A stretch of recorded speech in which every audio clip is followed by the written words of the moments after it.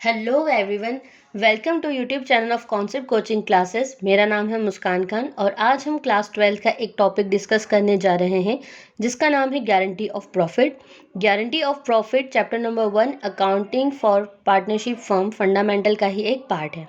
सो समझते हैं कि गारंटी ऑफ प्रॉफिट क्या होता है। जैसा हम सभी जानते हैं कि पार्टनरशिप एक ऐसा बिजनेस ऑर्गेनाइजेशन का फॉर्म है जिसमें दो या फिर दो से ज़्यादा लोग मिलकर किसी बिजनेस को स्टार्ट करते हैं, उसमें कैपिटल लगाते हैं, उसके मैनेजमेंट को संभालते हैं और उससे होने वाला जो भी प्रॉफिट और लॉस है उसे आपस में या उनका जो भी प्रॉफिट शेयरिंग रेशो होगा उसमें बियर करते हैं। अब यहाँ पर जो एक बात आ रही है वो है कि गारंटी ऑफ प्रॉफिट आखिर होता क्या है। गारंटी एक ऐसा वर्ड है जो कि हम सभी ने कहीं ना कहीं पर सुना ही होगा, ठीक है। तो अब प्रॉफिट की गारंटी क्या होता है, इस चीज़ को हमें आसानी से समझना है। तो सबसे पहले हमें ये पता करना होगा कि जब भी कोई नया पार्टनर फर्म के अंदर आता है, यानी कि अगर हम किसी नए पार्टनर को या किसी न्यू पार्टनर को फर्म में एडमिट कर रहे हैं, हम उसका एडमिशन कर रहे हैं, तो वो एलिजिबल हो जाता है कि जो भी फर्म का अब प्रॉफिट और लॉस होगा उसमें उसका भी शेयर होगा। ये चीज़ हमें समझ में आती है कि अगर कोई नया पार्टनर है तो जिस तरीके से पुराने पार्टनर्स को प्रॉफिट दिया जाता था, अब अगर नया पार्टनर भी अपनी कैपिटल लेकर आया है तो अब वो भी एलिजिबल है कि फर्म के प्रॉफिट और लॉसेस में भी उसको क्या दिया जाए, उसका शेयर दिया जाए। पर कई कंडीशंस ऐसी होती हैं, जब नया पार्टनर जब भी आता है फर्म में तो वो एक कंडीशन रख देता है कि जो भी अपने फर्म का प्रॉफिट होगा उसमें से आप मेरा एक शेयर फिक्स कर दीजिए कि मुझे हर साल या हर ईयर 10,000 या 20,000 या 30,000 मुझे इतना प्रॉफिट कम से कम मिलेगा ही मिलेगा। ये फर्क नहीं पड़ता कि फर्म को लॉस हो रहा है कि प्रॉफिट हो रहा है, पर आप मेरा प्रॉफिट हमेशा तय कर दीजिए कि मुझे इतना इतना प्रॉफिट हमेशा मिलेगा ही मिलेगा। ऐसी कई बार सिचुएशंस आ जाती हैं जिसमें कि नया पार्टनर एक तरीके से बोल सकते हैं हम कि कंडीशन रख दे रहा है कि नहीं, मुझे आप फर्म का प्रॉफिट हो लॉस हो जो भी हो पर आपको मुझे इतना मिनिमम प्रॉफिट मतलब आपको देना ही देना है। जैसे होता है ना, गवर्नमेंट कुछ आइटम्स की एमएसपी तय कर देती है कि आपको इस इतनी कम से कम इतनी कीमत पर तो खरीदना ही है, उसके नीचे आप उसको नहीं परचेज कर सकते। तो यहाँ पर पार्टनर ने भी बोल दिया कि आप मुझे इस साल में आपका फर्म का जितना भी प्रॉफिट हुआ है उसमें से आप मुझे 60,000 तो देंगे ही देंगे या फिर 30,000 आपको मुझे देना ही देना है, ठीक है। तो ये चीज़ क्या होती है, गारंटी। ऐसे ही होता है ना, जैसे बैंक में भी अपन लोन देने जाते हैं तो वहाँ पर जो दो अपने गारंटर्स होते हैं वो भी क्या करते हैं, हमारी गारंटी देते हैं कि नहीं ये हाँ ठीक है, ये इंसान ऐसा है जो लोन पे कर सकता है। अगर इन केस वो लोन पे नहीं किया कर सकता तो फिर गारंटर्स को पकड़ा जाता है, ठीक है। तो यहाँ पर भी सेम सिचुएशन कुछ इस तरीके की मिलती जुलती ही है कि जब कोई नया पार्टनर फर्म में आ रहा है तो उसको गारंटी दी जाती है कि हम किसी भी साल में आपका जो प्रॉफिट है वो इस मिनिमम अमाउंट से कभी भी कम नहीं होने देंगे। इन केस अगर आपका कम हो भी जाता है तो फिर जो बाकी के जो एग्जिस्टिंग पार्टनर्स हैं वो क्या करते हैं, उनका जो भी प्रॉफिट होता है उसमें से वो उसकी जो भी डेफिशिएंसी उसको फुलफिल करते हैं। तो यही चीज़ क्या कहलाती है, हमारी गारंटी ऑफ प्रॉफिट कहलाती है। अगर हम इसे सिंपल टर्म्स में समझना चाहें तो गारंटी ऑफ प्रॉफिट कोई बड़ी चीज़ नहीं है। गारंटी ऑफ प्रॉफिट का मतलब होता है किसी भी न्यूली एडमिटेड पार्टनर को एक मिनिमम अमाउंट देना प्रॉफिट का। यही चीज़ क्या कहलाती है, हमारी गारंटी कहलाती है। एक तरीके से बोल सकते हैं कि ये एक एश्योरेंस है कि नहीं, हम आपको कैसे भी करके इतना कम से कम प्रॉफिट तो हम आपको देंगे ही देंगे, ये वाली बात है। अभी जो एश्योरेंस है वो भी दो टाइप्स की हो सकती है। First one is collectively by all the existing partners in a specified ratio and the second one is by one of the existing partner। अब इसे भी ध्यान से समझना ज़रूरी है। या तो हो सकता है कि फर्म में जितने भी पार्टनर्स हैं वो सब मिलकर उस डेफिशिएंसी को पे करें, या फिर हो सकता है कि कोई एक पार्टनर ने ही बोल दिया हो कि हाँ ठीक है, अगर आपके प्रॉफिट में किसी भी तरीके की कमी होती है तो मैं मेरे शेयर में से उसको दूंगा।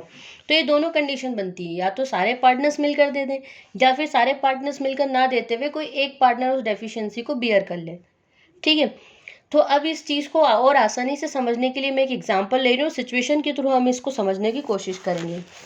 That is, first situation is if guarantee of profit to a partner was given collectively by all the old partners। यहाँ पर क्या बोला गया है कि जितने भी पुराने पार्टनर्स हैं उन्होंने गारंटी दे दी कि अगर आप आ रहे हो हमारे फर्म में, आपके शेयर में, प्रॉफिट के शेयर में अगर कोई कमी आ रही है तो हम सब मिलकर उसको क्या करेंगे, पूरा करेंगे, उसे फुलफिल करेंगे। जैसे कि यहाँ पर दे रखा है A and B are partners in a firm and they decided to admit C as a new partner. A और बी दो पार्टनर्स हैं, अब वो किसे एडमिट कर रहे हैं, सी को एडमिट कर रहे हैं पार्टनरशिप फर्म में, ठीक है। अब यहाँ पर together A and B gave a guarantee of a minimum profit of ₹20,000 to C. अब यहाँ पर इस लाइन से आपको थोड़ी चीज़ें क्लियर होंगी कि यहाँ पर क्या बोला गया है, टुगेदर ए एंड बी, मतलब कि ए और बी दोनों ने ही मिलकर क्या किया है, गारंटी दी है। और किसे दी है, सी को दी है, क्योंकि सी ही क्या है, एक न्यू पार्टनर है। ठीक है, अब दोनों ने ही मिलकर यहाँ पर गारंटी दी है कि हम आपको कम से कम मिनिमम प्रॉफिट हमेशा कितना देंगे, 20,000 देंगे। ठीक है, इसी बात को लेकर ही सी क्या आया है, फर्म के अंदर आया है, एंटर हुआ है या एडमिट हुआ है।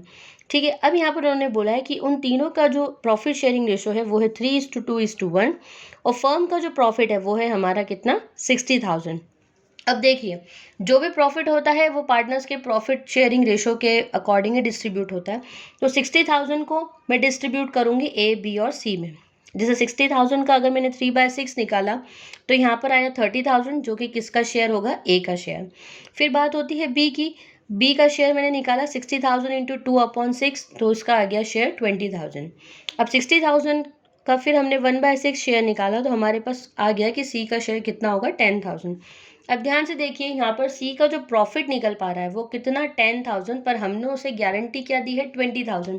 तो अब सी तो लड़ाई करने लग जाएगा कि जब आपने मुझे 20,000 का वादा किया था तो आप तो मुझे 20,000 कैसे भी करके दो, मुझे तो आप अभी 10,000 ही दे रहे हो। तो यहाँ पर हमने स्टार्टिंग में जब देखा था तो उसमें साफ लिखा हुआ था कि ए और बी उस डेफिशिएंसी को पूरा करेंगे। तो सबसे पहले हमें ये देखना है कि जो डेफिशिएंसी आ रही है प्रॉफिट में, जो कमी आ रही है वो कितने रुपए की आ रही है। तो उस डेफिसिट को फाइंड आउट करने के लिए एक फॉर्मूला होता है, profit guaranteed minus profit calculated as per profit sharing ratio. ये फॉर्मूला अगर ध्यान ना भी रहे तो कोई इतनी दिक्कत वाली बात नहीं है। अपन सिर्फ क्या करें, जितने की प्रॉफिट की उसको गारंटी दी थी और जो प्रॉफिट उसे मिल रहा है उन दोनों के बीच का डिफरेंस निकाल लें। सिंपल सी चीज़ है। जैसे कि हमने उसको गारंटी दी थी 20,000 के प्रॉफिट की और हम उसे दे रहे हैं 10,000, मतलब कि कमी कितने की आ रही है, 10,000 की। अब ये जो 10,000 की डेफिशिएंसी है वो कौन पूरा करेगा, ए और बी करेंगे। ठीक है, अब देखिए 10,000, अब रेशो अगर कई क्वेश्चंस ऐसे होते हैं कि जिसमें रेशो गिवन होता है, कई बार ऐसा होता है कि प्रॉफिट शेयरिंग रेशो के अलावा भी एक रेशो और वो दे देते हैं और बोल देते हैं कि अगर डेफिसिट होता है या डेफिशिएंसी हो रही किसी चीज़ की तो फिर उस कंडीशन में आप क्या करेंगे, इस रेशो में आप जो ओल्ड पार्टनर्स हैं वो नए पार्टनर को अमाउंट पे करेंगे। ठीक है, पर यहाँ पर ऐसा कुछ गिवन नहीं है तो हम जो भी काम करेंगे सिर्फ प्रॉफिट शेयरिंग रेशो के अकॉर्डिंग ही कर लेंगे। जैसे कि 10,000 है, अब 10,000 का एक बार हम क्या निकाल देंगे, 3/5 निकाल देंगे, क्योंकि ए का शेयर कितना था, 3/5, और बी का शेयर कितना था, 2/5। ठीक है, तो ए का जो अमाउंट है वो है हमारा 6,000 और बी का अमाउंट है हमारा 4,000। ओके, ये चीज़ क्या करी हमने, डेफिशिएंसी जो कमी हो रही थी 10,000 रुपीज़ की, जो कमी हमें सी को पे करने की थी, ये वो वाला अमाउंट है हमारा। 10,000 में से 3/5 कौन देगा, ए, और 10,000 का 2/5 देगा कौन, 4,000 हमारा बी। ठीक है, अब देखिए ए के प्रॉफिट में से 6,000 और कम हो जाएंगे, तो ए का जो पहले प्रॉफिट था वो था 30,000, अब उसमें से 6,000 वो किसको दे दे रहा है, सी को दे दे रहा है। तो अब ए का जो एक्चुअल प्रॉफिट है वो कितना होगा, 24,000। ठीक है, सेकेंड कंडीशन में बी की बात कर लेते हैं। बी का जो एक्चुअल प्रॉफिट बना था वो था हमारा 20,000, पर उसमें से जो सी को अमाउंट जा रहा है वो है 4,000। अब जाहिर सी बात है कि ये लोग सी को अमाउंट दे रहे हैं, सी को प्रॉफिट दे रहे हैं अपने शेयर में से, तो इनका प्रॉफिट क्या होगा, कम होगा, और सी का प्रॉफिट क्या होगा, बढ़ेगा। तो इसलिए जो भी डेफिसिट है वो ए और बी के अमाउंट में से हम प्रॉफिट में से हम माइनस करेंगे और सी के जो भी प्रॉफिट था उसका उसमें हम उसे ऐड कर देंगे। ठीक है, तो 20,000 में से 4,000 माइनस की तो आ गए हमारे 16,000। अब ये जो 10,000 है वो सी के प्रॉफिट में ऐड हो जाएंगे, तो हमें समझ में आ जाएगा इस तरीके से कि हाँ, हमने उसको मिनिमम जितने अमाउंट की गारंटी दी थी हमने उसे उतना अमाउंट पे कर दिया है। तो ये थी हमारी फर्स्ट कंडीशन, जिसमें जो भी ओल्ड पार्टनर्स हैं उन सब ने मिलकर न्यू पार्टनर को क्या किया है, डेफिसिट को पे किया है। अब यहाँ पर बहुत सिंपल सी चीज़ थी, कंफ्यूज होने वाली कोई इसमें दिक्कत नहीं आएगी इसमें। ठीक है, पर ध्यान रखिएगा कि अगर डेफिसिट का भी रेशो दे देते हैं, कई बार ऐसा हो जाता है क्वेश्चन में कि डेफिसिट का भी वो रेशो दे देते हैं कि अगर आप कोई भी कमी आ रही है प्रॉफिट में तो उसको 2:1 में कर लें आप, या फिर 1:1 में कर लें, इक्वली कर लें। तो उस टाइम फिर हमें क्या करना है कि ये इस तरीके से डिस्ट्रीब्यूट ना करते हुए फिर जो भी रेशो दिया उसके अकॉर्डिंग उस डेफिसिट को पे करना है। ये सिचुएशन आई होप आप सबको समझ में आ गई होगी। अब जो सेकंड सिचुएशन है हमारी, उसमें क्या होगा कि if one partner decide to give guarantee of profit to a partner. अभी क्या हो रहा था कि जो ओल्ड पार्टनर्स है वो दोनों मिलकर ही क्या कर रहे थे, उस कमी जो गारंटी थी उसको फुलफिल कर रहे थे, पूरा कर रहे थे प्रॉफिट को। पर सेकंड सिचुएशन में क्या हुआ है कि किसी एक ही पार्टनर ने गारंटी दी है। ठीक है, तो अब उसका ट्रीटमेंट कैसे होगा ये हमें देखना है। तो अब ध्यान से समझिएगा, if instead of A and B only A decided to give guarantee to C of a minimum profit of rupees 20,000, then the whole amount of deficiency of 10,000 would be met by A only. अब यहाँ पर ये बोला गया है कि A और B के अलावा अगर ऐसा नहीं हुआ कि A और B ने बोला है, यहाँ पर सिर्फ ये बोला गया है कि A ने ही बोला है सिर्फ कि मैं किसको गारंटी देता हूँ, सी को गारंटी देता हूँ कि मैं तुम्हारा प्रॉफिट 20,000 से कम नहीं होने दूंगा, तुम्हें हर साल 20,000 रुपये पे किए जाएंगे। तो अब अगर किसी भी तरीके का डेफिसिट होता भी है, अगर किसी तरीके की डेफिशिएंसी होती भी है, तो अब जो भी है वो किससे रिकवर की जाएगी, ए से ही रिकवर की जाएगी। इसमें अब बी का कोई रोल नहीं होगा, क्योंकि यहाँ पर गारंटी सिर्फ और सिर्फ सी को ए ने ही दी है। तो अब जो भी कमी हो रही है उसके प्रॉफिट में, उसको पूरा भी कौन करेगा, ए करेगा। अब इसमें बी का कुछ भी रोल नहीं रहेगा। जैसे कि हम यहाँ पे देख लेते हैं डिवीजन ऑफ प्रॉफिट के बारे में। अभी मैंने कैलकुलेट किया ही था, तो मैंने ऐसे कैसे मैं आपको बता देती हूँ।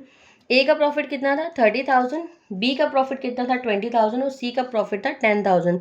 वही सिचुएशन है, सेम रेशो है 3:2:1, प्रॉफिट भी हमारा 60,000 है।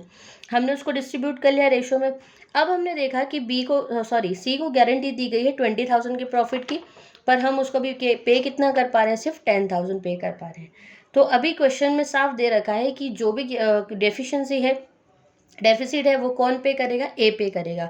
तो कितने की कमी आ रही है, 10,000 की आ रही है। मैंने अभी बताया था कि गारंटीड प्रॉफिट को और जो एक्चुअल प्रॉफिट है उसे कंपेयर कर दें, तो 10,000 जो अमाउंट है जिसकी कमी आ रही है वो हम ए के शेयर में से माइनस कर देंगे, क्योंकि ये ए के प्रॉफिट में से ही पे होगा।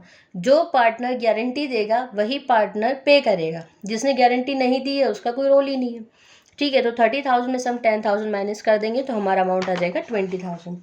बी के अमाउंट में से बी के प्रॉफिट में से हम कुछ भी अमाउंट डिडक्ट नहीं करेंगे, उसका प्रॉफिट एज इट इज़ रहेगा। और सी के प्रॉफिट में हम 10,000 ऐड कर देंगे ताकि उसका प्रॉफिट हो जाए हमारा 20,000। सो आई होप कि आपको सिचुएशन 1 और सिचुएशन 2 दोनों ही अच्छे से समझ में आ गई होंगी। एक सिचुएशन में सारे पार्टनर्स मिलकर डेफिसिट को पे कर रहे हैं, ठीक है, और दूसरी कंडीशन में कोई एक पार्टनर ही पे कर रहा है। सो गारंटी ऑफ प्रॉफिट बहुत इजी टॉपिक है।